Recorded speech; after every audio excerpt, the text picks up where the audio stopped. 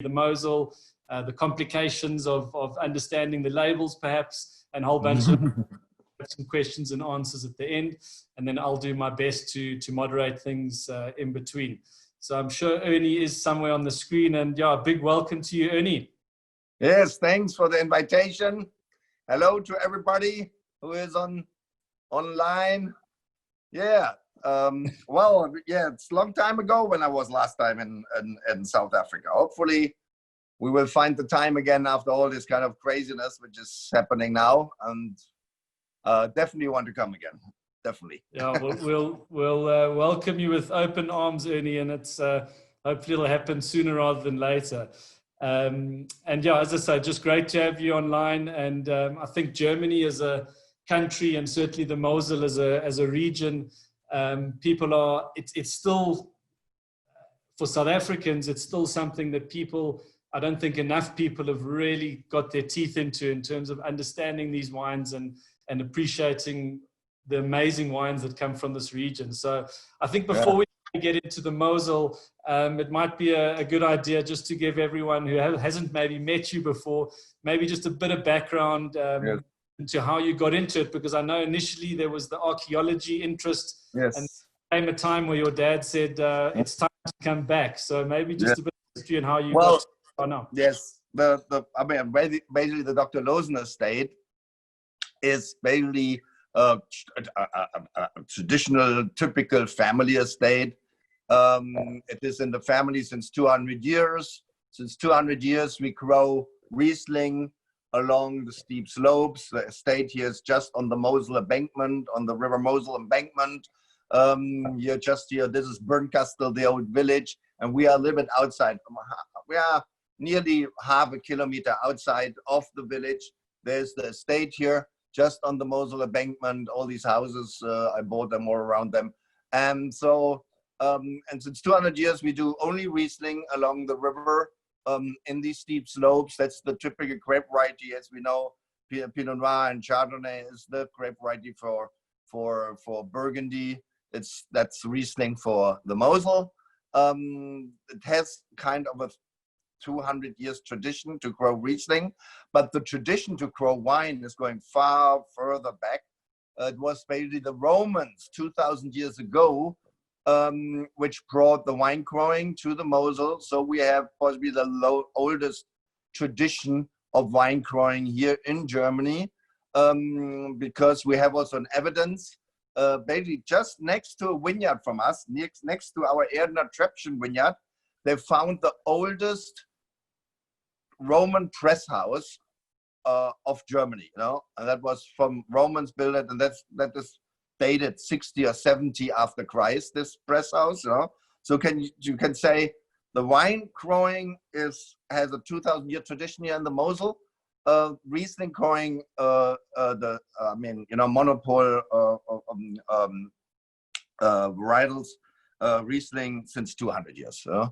So yeah, so from that point of view, that is as it is in Europe. You know, a lot of these estates here in Europe or in Germany are family estates.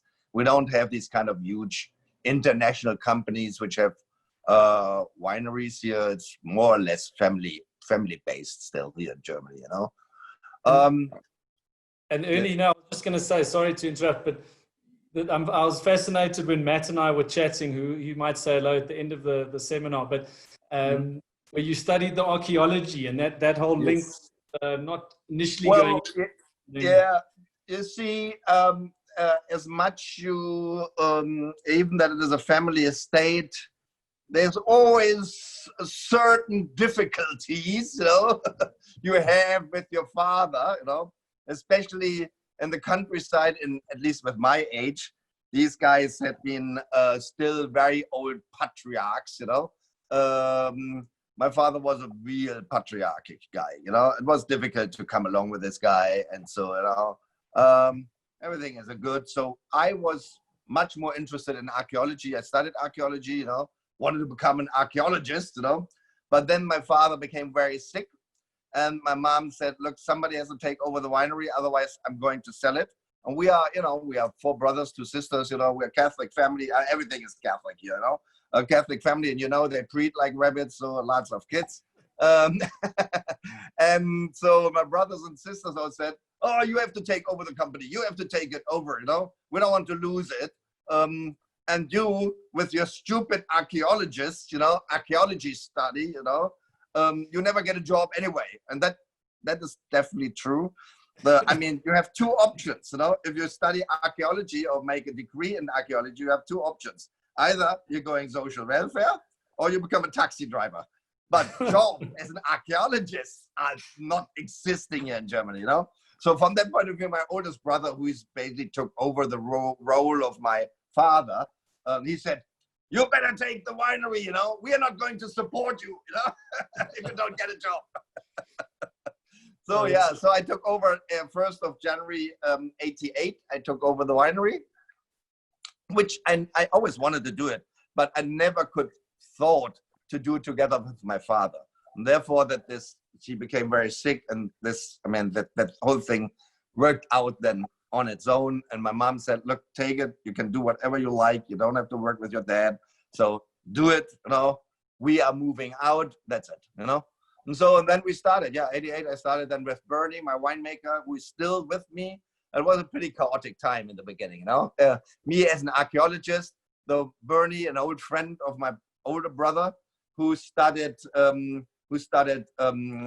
agriculture, but was specialized, has nothing to do with wine. He was specialized in a tropical pig disease in Brazil, you know. But he was a healthy companion in the beer house, you know. And then another friend joined me. He had been running a kind of a project down in Tonga, somewhere in Africa, you know. He was good in logistics. He organized all the booze for the king of Tonga, you know. So we three started this thing here, you know. I tell you.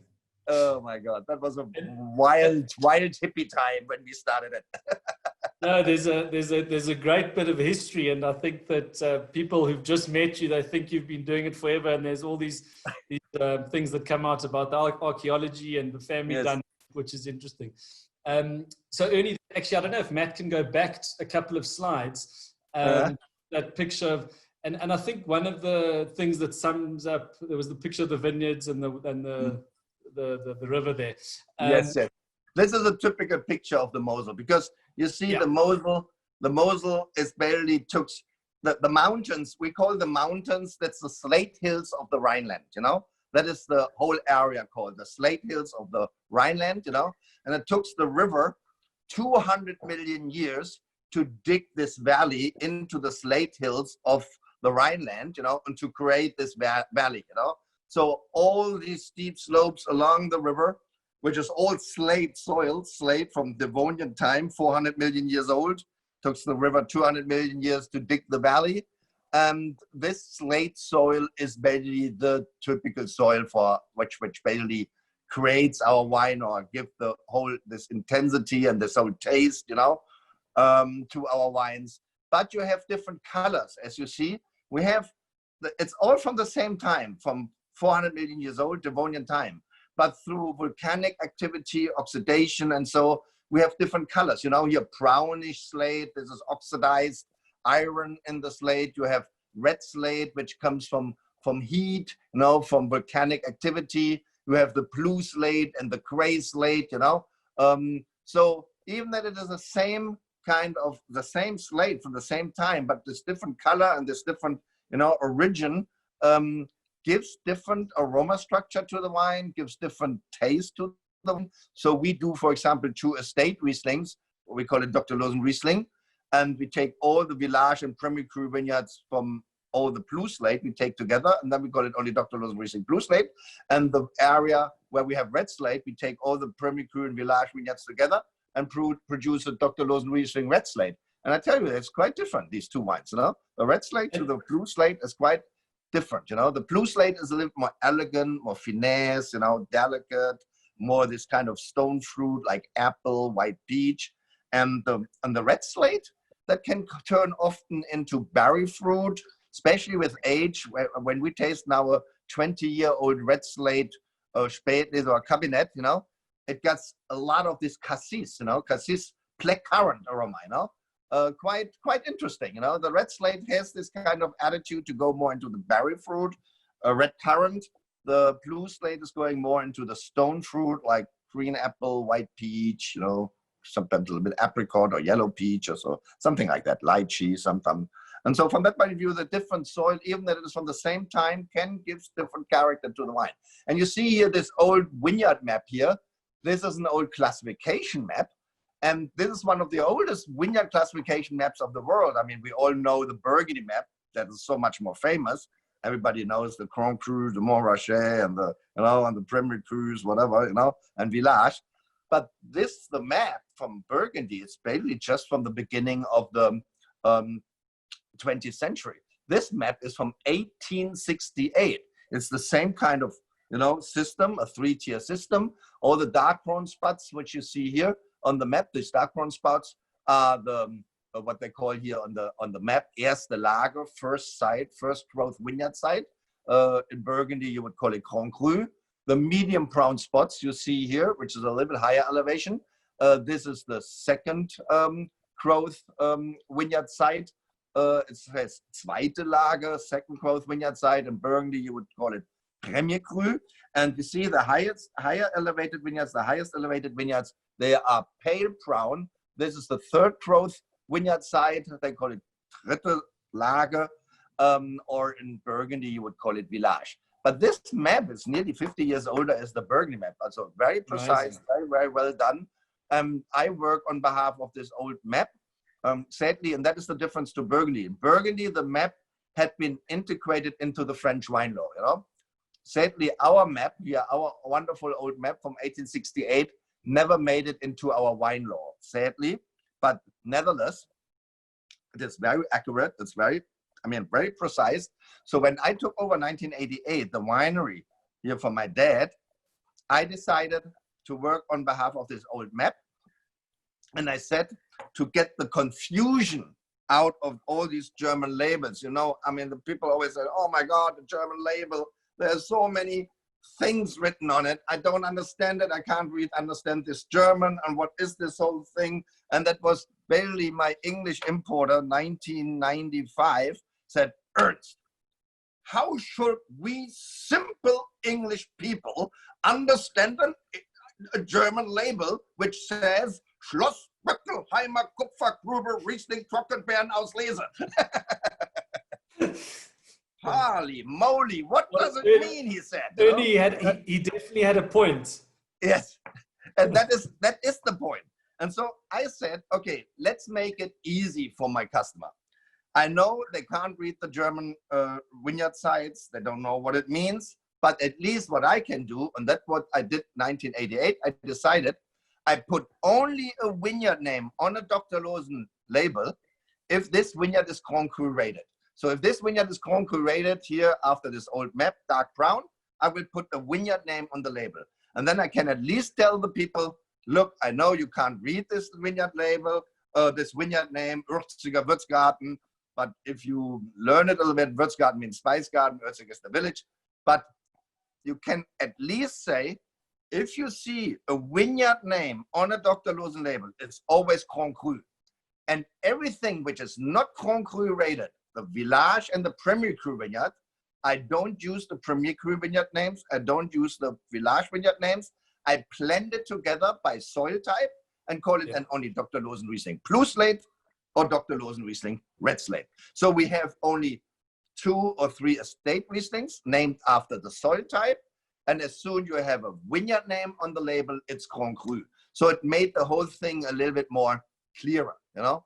So vineyard name on the Dr. Loosen label is always Grand Cru. You know? That you only have to remember, even if you can't read it. And so that is what we started in 88, you know, to make it a little bit more, less difficult, you know? And what's really interesting, the Mosel is the only area here in Europe which has still uncrafted wines, you know? We have our oldest vineyards, you see it here, our oldest vineyards here. This is a vineyard from Erna Prelat, 120-year-old uncrafted wines, original rootstocks, you know? Already, I mean, that is the first Riesling plantings, you know? In Villeneuve, we have more than 130-year-old uncrafted wines. And that's the reason is the slate soil, as you see it here, we have only maximum 1 meter topsoil above the cliff, the pure cliffs, you know. And this 1 meter topsoil is only stones, 60, 70% stones. And we all know as more drained the soil is, as less phylloxera can live in there, you know. And this soil, the topsoil, is totally drained because it's only stones, you know.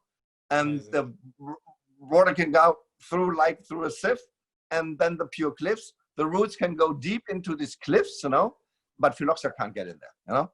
So from that point of view, we still have a lot of, I still have 10 hectares of more than 100-year-old uncrafted wines. That's amazing. And we still plant uncrafted, you know. That's amazing.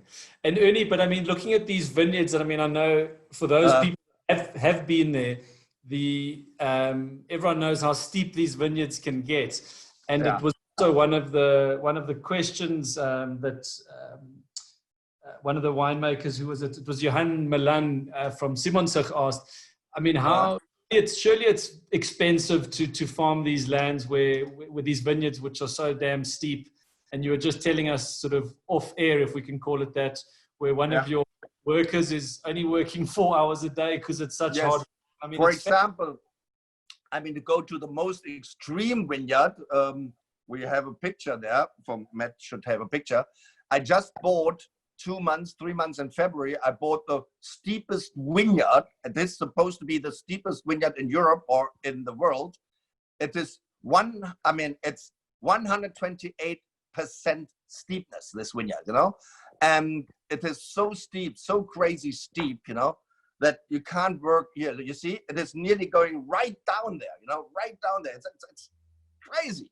The topsoil is 1 meter, only stones, not a single drop of soil there. You have to dig 1 meter deep through the stones to find soil, you know. That makes it very difficult to plant vineyards there, because, you know, you have first to shovel all the stones away, you know, before you get. But on the other hand, when I bought this vineyard, I asked this old grower, said, but this is 100% south facing, so steep. That must be extremely hot here and very dry. He said, well, it's extremely hot here. He said, right, because it's 100% south facing and you can't work in the afternoon there anyway. It's temperatures in 2003 had been going over 50 degrees Celsius there, you know. And, but he said, this 1 meter package of pure stones, you know, it's like an isolation. So you find the moisture is down there, you know, from the winter, you know, quite amazing vineyard, you know. But this here, this is crazy. Here you'll be talking about 4,000 work hours a hectare, you know, and all labor. There's nothing you can't do. You have to schlep everything in there. You have to schlep everything out in there. Every single pole you have to renew, you have to schlep in there, you have to schlep the water in there. The only thing which really is, and this vineyard is organically grown since 30 years already. The only thing which helps a lot is the spraying. And here we are allowed to spray by helicopter, organic spraying by helicopter.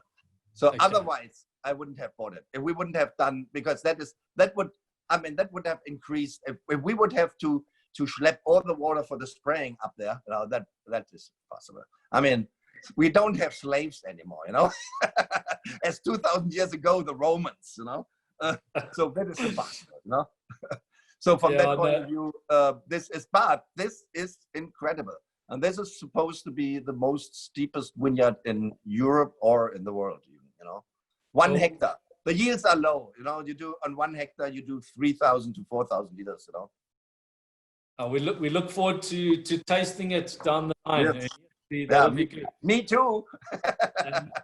Ernie, I know that you've got, I think you've got a bottle in front of you, which is the Dom, but leading into tasting that, there we go.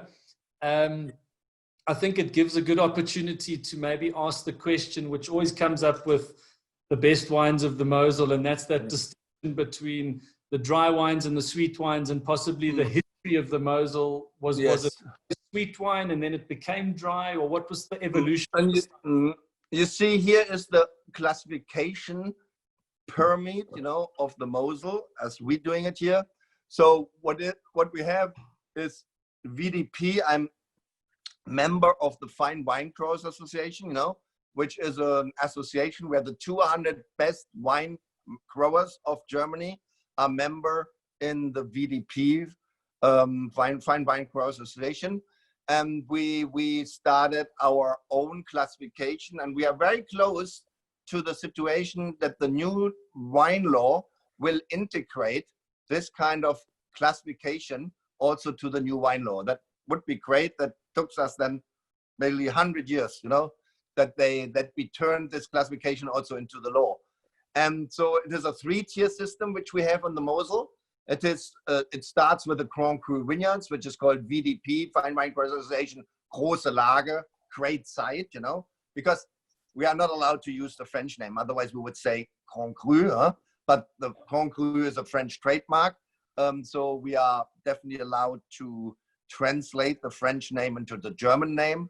And that would be a Große Lage, a great site, or Grand Cru, great site, großes Gewächs, you know. That is the German name. So it is VDP Große Lage, is the Grand Cru. Then we have the VDP Village, and that means Ortswein, you know. Ortswein is the village. And then the basic one is what we call estate, you know. Estate wine. That means here it's only the estate name is on the label, no vineyard name. And as I told you, I declassify all my Premier Cru and Village to estate Riesling. I name it only after the soil type. Everything from Village and Premier Cru, I declassify to Dr. Loosen. That is the name of the estate. Dr. Loosen Riesling Blue Slate or Dr. Loosen Riesling Red Slate. And we do Village too, but our Village wines are the young vines from the Grand Cru vineyard, because we use only a Grand Cru vineyard, and we do only a Grand Cru dry wine or GG Grand Cru dry wine with a vineyard name Grand Cru on the label. If the vineyard, I mean a dry wine, if the vineyard is minimum 30 years old. So in the first 30 years, the young vines in the first 30 years, we declassify to Village. So if we have, you see here the Kracher Domprobst here, this is a Grand Cru vineyard, Kracher Domprobst, you see. And to read a German label, Dr. Loosen is the producer. Sure, every label has the vintage, but then the vineyard name is always out of two parts. The first name, Krach, is the village. And ER means from Krach, you know, like New York, New Yorker. A New Yorker is from New York. Krach is from Krach. Örziger is from Erzig, the village of Erzig. So Krach is the village, is basically the next village here to us, you know, to Bernkastel. And then the second name is the name of the vineyard. In this case, Domprobst. This is the Domprobst because we are a Catholic area. A lot of these vineyard names have clerical background. Krach, all the vineyards before secularization, before Napoleon came, all the vineyards belonged to a monastery in Krach. You know, in the village of Krach, there was a monastery, and these monks owned all the vineyards. You know, and they gave all the vineyards clerical names. The Grand Cru vineyards, they gave clerical names. Domprobst is basically the vineyard of the guy who had been running the abbey. You know, I don't know how you call that in English. You know, but this guy was the boss of the abbey. You know, that's the Domprobst. You know, the boss of the cathedral of the abbey, you know. Then there is another Grand Cru vineyard here. It's called Himmelreich, Kingdom of Heaven, you know. So all the Grand Cru vineyards in this village have clerical background. And there's these two Grand Crus, Himmelreich, Kingdom of Heaven, and the Domprobst.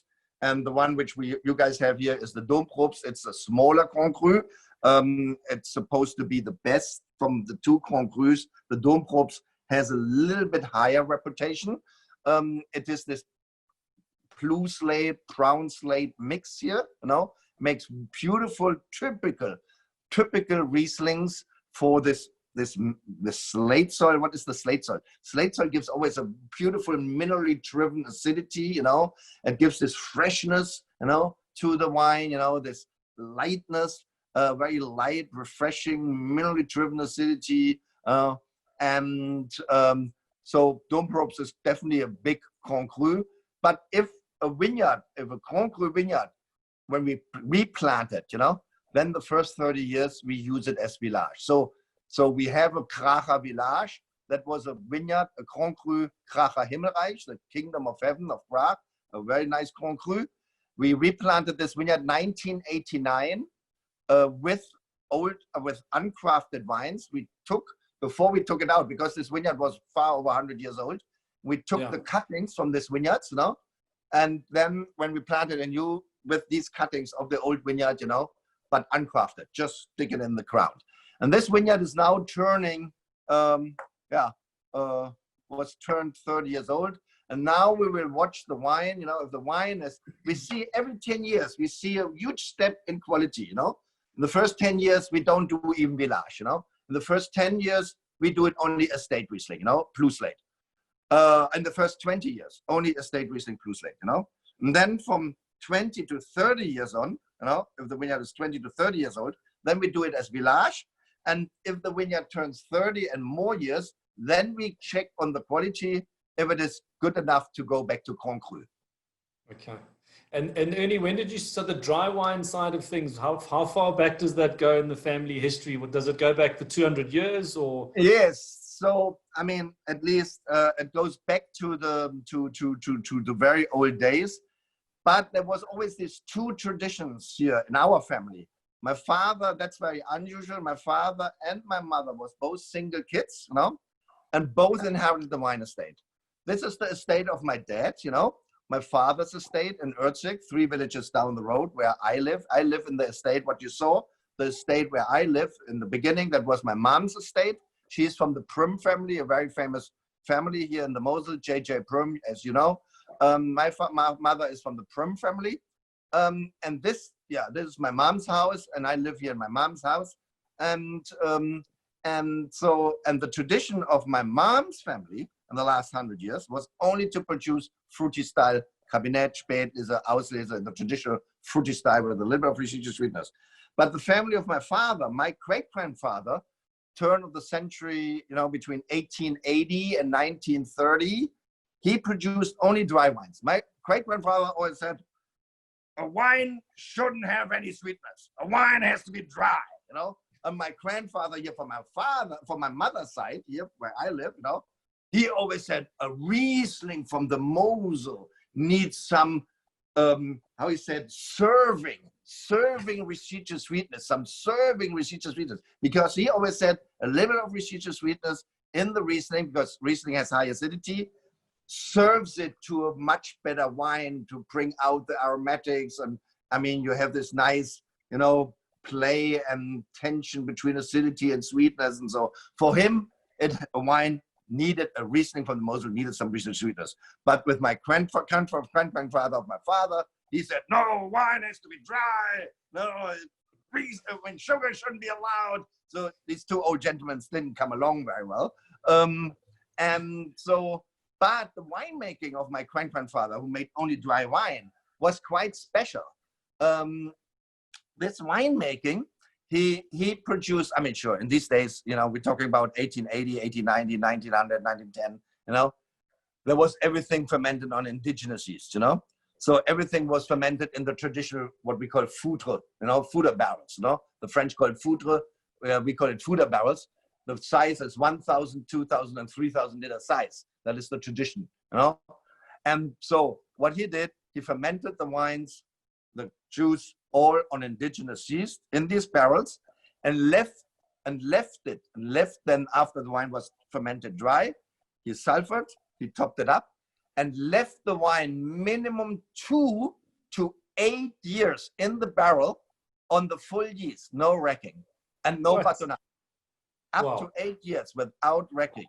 And I rediscovered this winemaking, this dry winemaking, 2008, because sadly we don't have old vintages of my grandfather, my father's family, from the Örziger Opa, we say, the grandfather from Erzig, grandfather from Erzig, the Örziger Opa. Sadly we don't have wines anymore because, we have been French occupied zone after the war, everything was confiscated. And my father started then, continued the tradition of my mom, doing only fruity style wines.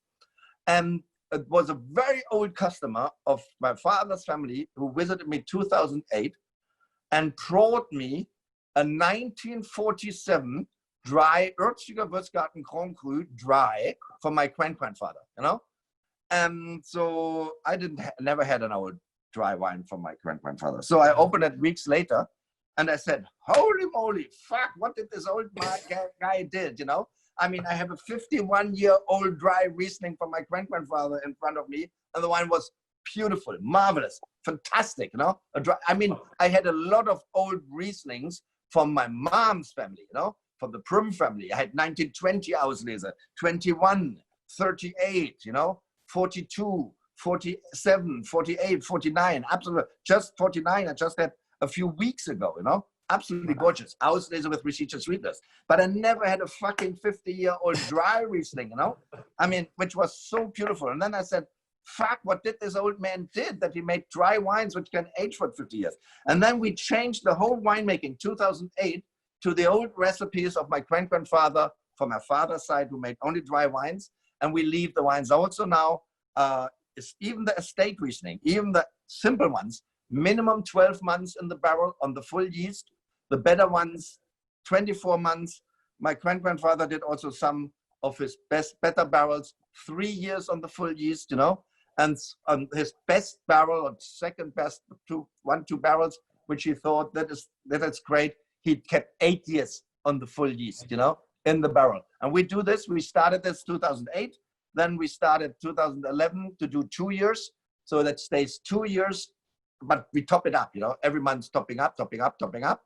2 years in the barrel on the full yeast. Then we bottle it, and it stays another 3 years in the bottle before we release it.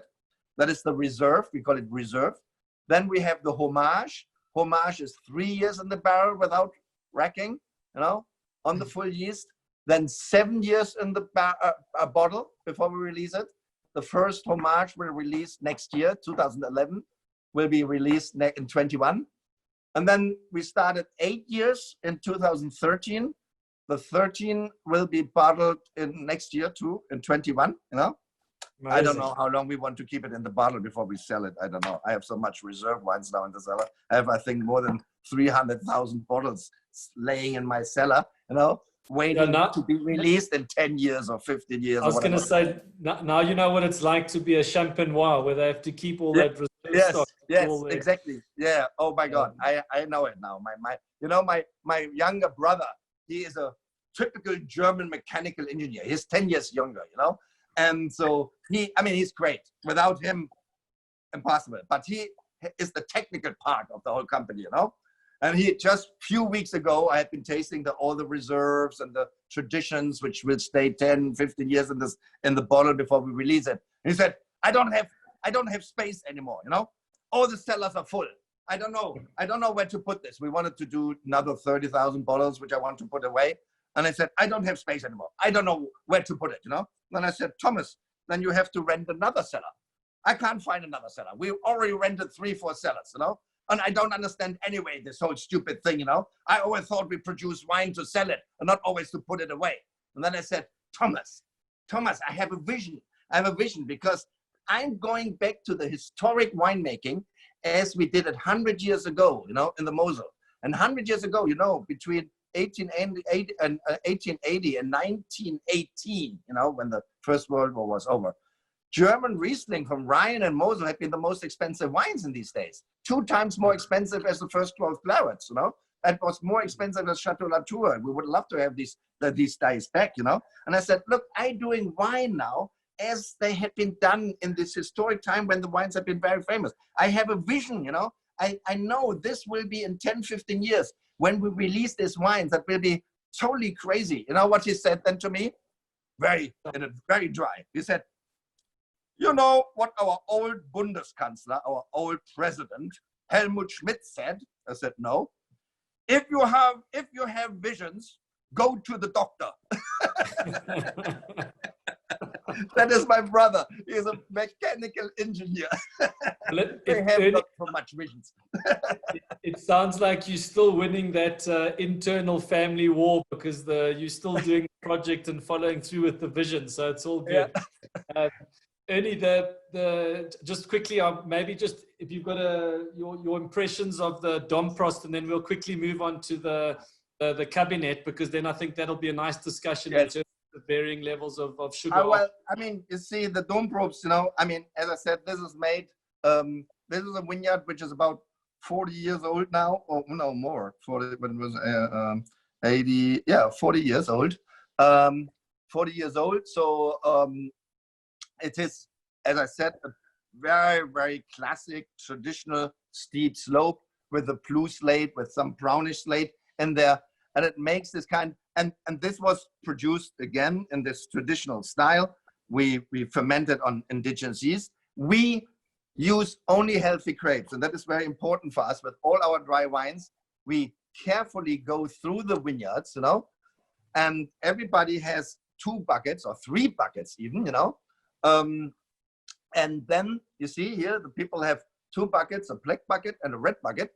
And what they have to do from the first day to the last day, we take only the healthy grapes out, you know, for the dry wines.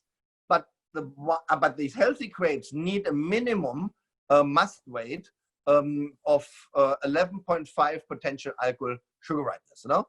So if these healthy grapes don't hit minimum 11.5 potential alcohol sugar ripeness, we don't use it for dry wines. Then we do cabinet, or that if they don't hit the 11.5 minimum sugar ripeness, then we use it for cabinet or spätlese, you know. Okay. It depends on the ripeness, you know.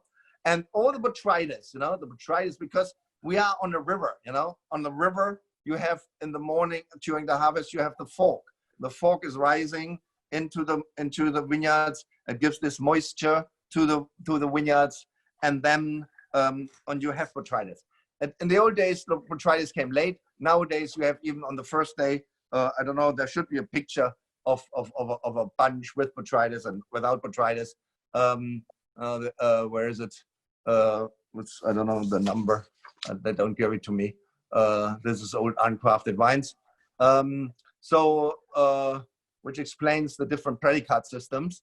Here, you see, and you see here you have this picture, exactly this one. You see, that was the first day of picking in 2006. You know, first day of picking, half of the fruit is already botryticized, the other half fruit is still healthy. And what we do, we take all the healthy fruit out, which is going then into the black bucket, you know, selected out, and the botryticized fruit is going then into, there's a picture beneath it with all the buckets, and that is then going into the red bucket. Can you just push it up? Yeah, yeah. You see, and then the botryticized fruit, medium botryticized fruit, is going into the red bucket, and fully botryticized fruit, which is 100% fully botryticized, is going into these little white buckets that makes then the Beerenauslese and Trockenbeerenauslese. The red bucket with its 50% healthy, 50% botryticized fruit, this makes the Auslese, and the healthy, only the healthy stuff, you know, which you see there, is then depends on the must weight, is either cabinet or spätlese, or if it is minimum 11.5 to 12.5 potential alcohol sugar ripeness, then we use it for the dry wines, you know. And this is basically here, the dome probes. This is about, that is 12.5. We never go with dry wines higher than 12.5. That is, we think for our dry wines, this 12 to 12.5 potential alcohol, 12 to 12.5 alcohol in the finished wine is for us ideal. We don't want to have Riesling with 14% or 13.5%. Riesling is, especially if it is grown on slate, is a very delicate wine, you know, and too much alcohol makes it, only gives it a brandy taste, a brandy, you know, I don't like it. I think especially the Riesling from the Mosel works very well with 12 to 12.5 alcohol in the finished wine, and that makes beautiful wine, which and also can age very well, you know. I still have a little bit good acidity, you know, everything. That's the reason we leave it longer in the barrel to that the you know, we think, and I think that was possibly also the idea of my grandfather. If you leave it in the barrel, you know, you have the micro-oxidation through the staves, you know, and then it sits on the yeast, you know. With batonnage, you give it a lot of, you know, you kill the yeast, you know, and you stir it, you know, and then these dead yeast, you know, they dissolve in the wine, gives it more, you know, gives it more body and more taste and makes it bigger and richer. But we don't want this, you know. We think this little bit of, sitting on the yeast, just on the surface of the yeast where the wine sits, we have a little bit of autolyse of the yeast, which gives a little bit complexity to the wine. And this micro-oxidation basically wonderfully integrates, the acidity and all these things perfectly into the complexity of the wine, that gives the acidity gets smoother through it, not by lowering it, but it integrates it more into the whole complexity of the wine. And that, I think, is a very, especially after 2 years, it's amazing, 2 years or 3 years on the yeast, on the full yeast. And that is already written in an old winemaking book, which I discovered. Now you see here, I'm sitting in the old library of my grandfather, 10,000 books. I found an old book in this library, a winemaker book, from 18 years, Der Kellermeister, the winemaker, and this book is from 1817. It's a recipe how they made wine 200 years ago.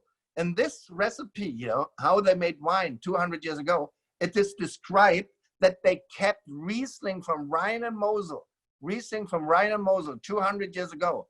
They kept the wines between 20 and 30 years in the barrel on the full yeast. 20 to 30 years. I did it in 1981. I was still an archaeology student, and I read this book. I found this book. I still have it here in the old library of my grandfather. I said, come on, fuck. You can't keep wines 20, 30 years in the barrel without being Madeira or sherry or whatever, Vin jaune or whatever. It's impossible.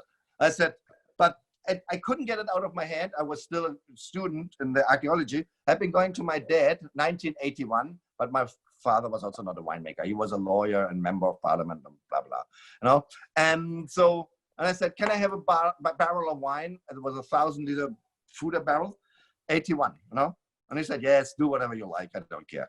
And I took a 1981 Velner Sonnenuhr and produced it after this old recipe of 1817. I kept the wine 27 years in the barrel, and then I bottled it in 2008. I bottled the 81, out of the barrel, how I want to, how I call this wine? My Benjamin Button wine.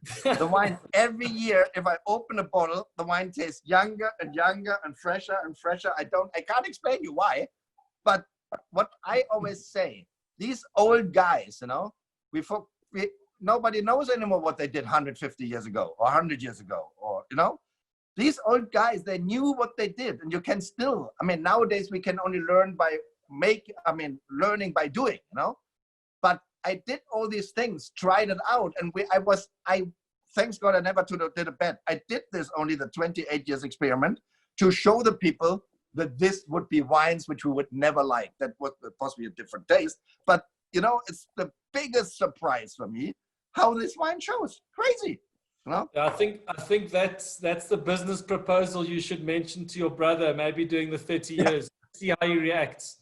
Yeah, half of my brothers are all scientists. That is not my other brother. My oldest brother is the most high-end laser physics professor here in Germany, running his own institute, laser physical, Fraunhofer Institute for Laser Physics, These people, they don't believe in learning by doing, They always want evidence, No, I think I'm the right part. I'm doing the learning by doing, and my brother is running the technical part and he's the penny pincher. He looks for the money. And so, Yeah. And here we have the other wine, the Treppchen Cabinet. That is basically now the tradition of the other side, the dry wine, which we had in the class here, the Domprobst. That is the tradition of my grandfather, of my father's family, who made only dry wine. But now we have a traditional fruity style cabinet here, also from a single vineyard, Grand Cru, Erdener Treppchen. To read this label is Erden is the village, Can we go back to the label? Here, this is only to explain you the label. Again, Dr. Loosen, the producer, 2017 is the vintage, as we all know. Erden, in this case, is the village, Erden. Erdener means from the village of Erden. And Treppchen is basically the vineyard name. Treppchen means little staircase vineyard. Chen in Germany is always little. Mädchen is the little girl. Treppchen is the little staircase vineyard. And why? And you see here in the vineyard, you see they built in the steep slopes, they built this little, here, they built these little staircases into the steep slopes to make it easier to work these steep vineyards. And therefore they called them, suddenly the vineyard name came Treppchen, little staircase vineyard, because they built these vineyards. This was 1850, middle of the 19th century. They built these little staircases into the vineyards. And suddenly the name became staircase, little staircase vineyard of the village of Erden. Then Riesling, sure. And then we have here now the first predicate, you know, a predicate that is very typical for Germany. No other countries have this kind of idea to basically to give the different qualities you harvest in the vineyard with the different qualities of the grapes, to give a name to it, a predicate. And cabinet is basically the first step of the predicate system in Germany. And what is a predicate, or what does it mean? Kabinett, Spätlese, Auslese. It's very simple. Germany always had been believing in the natural sugar ripeness of the grapes, you know. But therefore that we have to need, because with the steep slopes, all these different little vineyards, we need 6 weeks to pick all our grapes. And this in the nature of ripeness, if we start picking, say middle of October, and stop picking at end of November, you know, you have different sugar ripeness levels, you know. In the beginning, the sugar ripeness is still very low in the grapes, you know, but we have to start. I can't pick everything at the optimum. That's the reason I would not be able to make only dry wines, you know, because then I had to wait with everything to 11.5% potential alcohol, but I can't pick everything in 1 week. I visited once Mouton Rothschild, and the regisseur told me, and I think they have 100 hectares, you know, they pick these 100 hectares in 5 days by hand. They have 500 pickers. Our whole fucking village is only 500 people. No, where should I put them? You know, 500 people. I have no clue. You know, so we have 40 pickers. The 40 pickers, I need 6 weeks. So we have to start. And so where we do start, and that is very simple. We start as soon the grapes are around 9 potential alcohol sugar ripeness. You know, then we start picking. But if you have a sugar ripeness, a potential alcohol sugar ripeness of 9%, I mean, in the New World, and I'm sure also in South Africa or in America, they would say you can't pick with 9% potential alcohol. That is not ripe yet. But that's not true. With us, the grapes are not sugar ripe with 9%, but they're already aroma ripe, because we already have a very long hang time, you know? So 9% and 120 days of hang time, you know? So you have the aroma ripeness. So in the aroma ripeness, balance out the deficit of the sugar ripeness. Therefore, you can already do it. Okay, the acidity is a little bit higher. And that is how the grapes look like. When we start picking, you see here, they are healthy, they're green. You still have the green aroma, like green apple, 9% potential alcohol sugar ripeness. The acidity is still a little bit higher. So these grapes here, you see here, 9% potential alcohol sugar ripeness. They are picked with 12-gram acidity, you know. The aroma ripeness is rather on this greener side, like green apple. In Velner Sonnenruhe, where you have more the blue slate, you have more this kind of, you know, white peach sometimes. But here, therefore, that you have high acidity and low potential alcohol sugar ripeness, here, these grapes, we need to stop the fermentation to keep some at the end of the fermentation, to stop the fermentation, to keep some of the natural residual sweetness from the juice, you know, because with this high acidity, you need a little bit of sweetness to balance out this high acidity. And that's the reason if you taste this wine, it has this nice grip, you know, this nice grip of acidity and residual sweetness, you know, makes it very juicy and, I mean, light and refreshing, great summer drinking wine. I mean, in your climate, it is fantastic. And the wine is only 8% alcohol, you know, only 8% alcohol, you know. And this is a traditional cabinet, you know. The first step of our predicate system It's not chaptalized. We keep it as it is. And this is a very traditional welcome drink. My grandfather, I'm sitting here in my grandfather's library.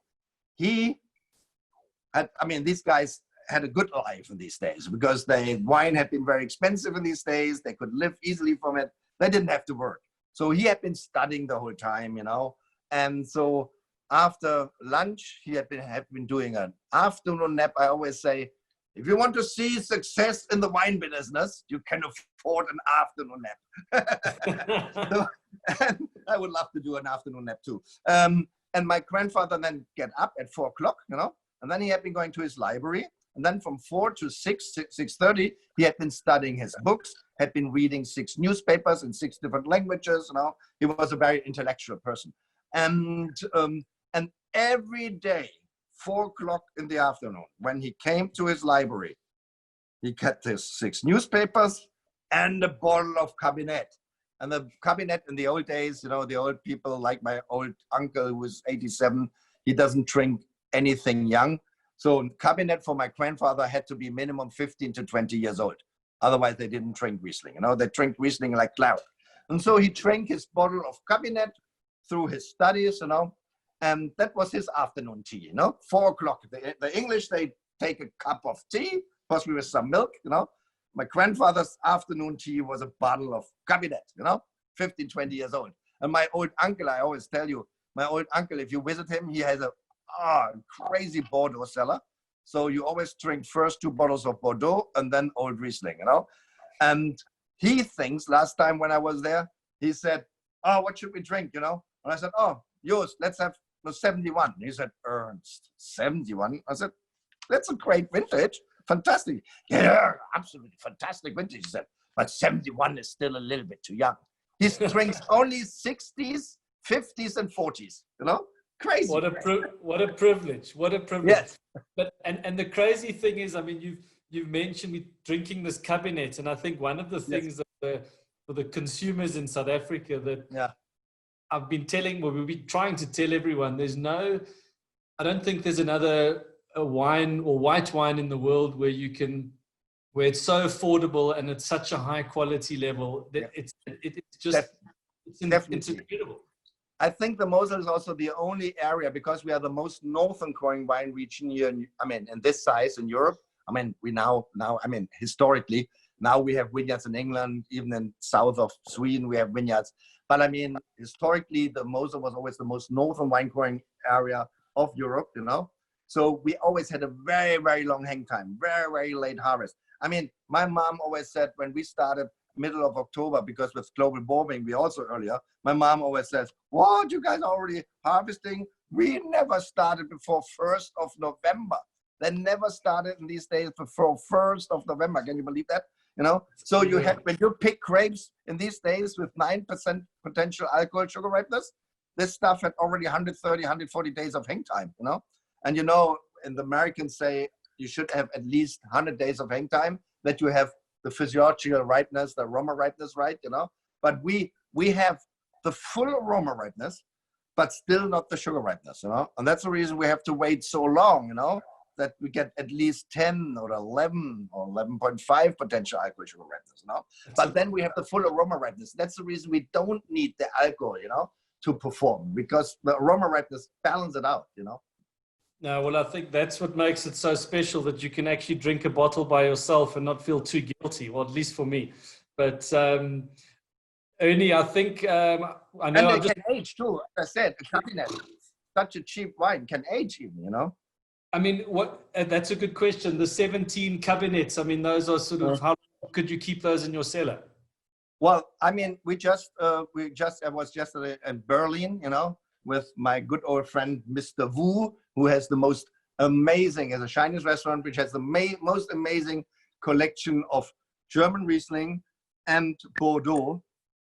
And he opened yesterday from us a 1980 Cabernet, you know, 1980. So that is 40 years old. I mean, my oldest Cabernet I drank so far was 1937. Your Bernkastel Johannes from my old uncle, you know. He said, oh, let's have a nice Cabernet. Oh, we opened in 1937 Bernkastel Johannes Riesling Cabernet, you know. amazing, you know. So I mean, you have cabinets from the 60s and 70s which are still wonderful, you know. So because the low pH, you know, if you have such high acidity, these wines we bottle in the finished wine, these wines have still 9.5, 10 gram acidity, you know. That's the reason you need also a little bit of age, you know. But this low pH, you know, as lower the pH, as better the wines can age. It doesn't matter if it is white or red or whatever, you know. No, well, if that's we were talking last week, drinking one of your wines, and we have a wine that can go 20 years in the cellar. You normally minimum have to pay X for a bottle of wine, whether it's red or white, and it's to be able to buy cabinets, sputlers, put them in the cellar, and they can for 20, 30, 40 years is a total crazy. Yeah, it's amazing. We're trying to, I know we almost at the end of the time, which I know we could probably sit here for 2-3 hours, because I'm looking at the chat group, and you've got a lot of fans in South Africa. There's one person that says they love you, but they haven't put their name on the chat, so I'm not sure who that is, but everybody really loved the chat. We're trying to bring, you'll remember a good friend of yours from South Africa and a big supporter of your wines, Harold Breschel-Schmidt. Oh, yes, yes. And I think we've just tried to connect him. He just wanted to say hello. Harold, are you there? Hey. Ja, dann, hi. Ernie, herzlich willkommen hier von der Mosel, ja? Ja, meine Güte, das ist ja schon donkey years ago, wann ich euch das letzte Mal besucht habe. Mensch. So ist es, ja. Also Super. wir fühlen uns hier sauwohl, dir zuzuhören. We're feeling like a little maggot in lardo to listen to you, Ernie, and really enjoying a little bit of wine on the side, and just having the Würzgarten 07 Auslese now. Oh, and yeah, it's going to be amazing. Carry on. The people love you and love to listen to you. So, also, yeah, we have definitely, if all this craziness is over, I have to come again. Absolutely. Harold, thanks for yeah, danke, Harold. We're all thinking of you in the Cape with the restaurants, and I hope there's some light at the tunnel soon. Yeah, we're having a furniture shop at the moment, so we better move on to restaurant business again soon. Yeah, shame. We'll keep drinking the good stuff. I do. The only thing you can do anyway. Always. Yeah, thanks, Harold. We'll see you down in the Cape soon. Sure. Look after Thanks, yourself. Harold. Ernie, I'm just looking, as I say, I know we could carry on. You've been amazing. And we probably didn't get to half of the questions that we had for you. Sorry. I talk too much. My wife always says you talk too much. Well, it's very easy to moderate the conversation, because you tell us all the information we need to know, so it's perfect. But honestly, we're really looking forward to having you to visit South Africa soon, and we love having your wines in the cellar. We're looking forward to the next vintage. And then we have to do a master class, you know. I mean, I schlepp the wines over and do a really interesting master class to show you the differences, you know. So it's the same wine, 1 year in the barrel, 2 years in the barrel, 3 years in the barrel, you know, same vintage, and also the old one, which was 28 years in the barrel. I mean, that is I put a beautiful master class together, you know. This is really interesting. So that is something we could do then, you know. Well, the 81 is my birth year, so I think you're going to be really obliged to bring one out, I think. Yes, absolutely. And Ernie, I know that your esteemed colleague Matt has been manning the PowerPoint. So Matt, I'm sure you. But thanks for your help, Matt. Yes, Matt, that was great. It's so much easier to show pictures, you know, to let people get an impression of steepness and soil and slate and whatever, you know. That is to explain the predicate system and everything. Am I unmuted? There we go. We got you, Matt. How's it going? Thank you for everything, Derek. Very good. It's not easy to bridle Ernie. You did a great job. Listen, it's honestly, it was brilliant, and now we need the next step is for as many of the friends and customers to come visit you on the estate. And yes, every time welcome. This is our new tasting room. We just built a new hospitality area, you know, so every time welcome. Yeah, well, we'll be there soon, Matt. Ernie, thanks so much. Great to see you guys. Derek. Thanks. We'll chat soon. Yes, Thank you, thanks. guys. Thanks, folks. Goodbye, Thank you South for Africa. listening. Thank you for joining, you know. And Be to safe. everybody, it doesn't matter, you're all welcome. Come and visit us. Thanks, Ernie. Thanks, Matt. Thank you. Thanks. Ciao. Bye. Ciao. Bye-bye.